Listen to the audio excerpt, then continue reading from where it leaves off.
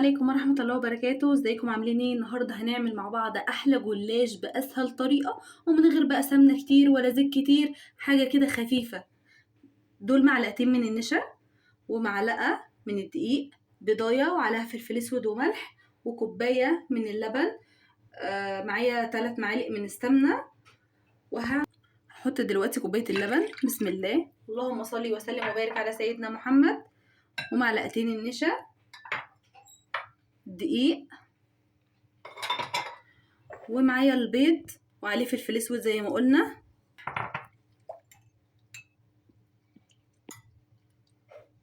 وهنزل كمان بالسمنة. شايفين؟ اللهم بارك، حاجة كده زي القمر.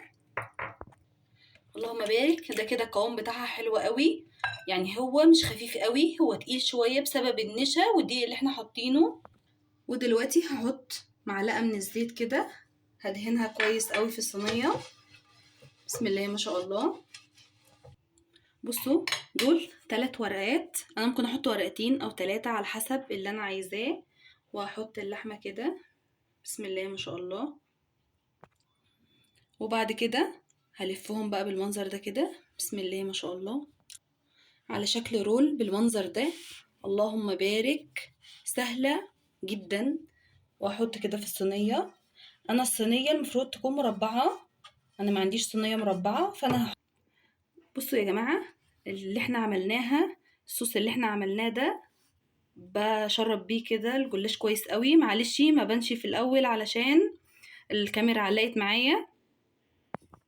وزي ما قلت لكم هرله بنفس الطريقة عادي خالص. اللهم بارك. وبعد ما لفيته كله بالشكل ده هسقيه كده رولات بالصوص اللي احنا عاملينه مع بعض. ما شاء الله، هيديه لون وطعم وقرمشة. وعشان احنا كمان خلاص احنا كده مش هنحط زيت ولا سمنة ولا اي مادة دهنية تاني، هو كده اللي معانا خلاص. وهقطعه بقى دلوقتي قبل ما ادخله الفرن، عشان لما اخرجه من الفرن يبقى سهل معايا ويبقى متقطع. شايفين؟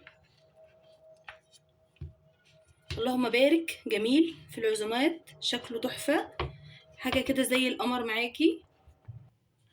هدخله بقى الفرن في الرف اللي في النص. شايفين؟ اللهم بارك، شكله تحفة، سخن جدا. شايفين؟ ما شاء الله، حلوة قوي، حاجة كده تشرفك في العزومات. شايفين؟ اللهم بارك، حلوة قوي. ما تنسيش بقى تعملي لي لايك وكومنت وشير عشان يوصلك كل جديد.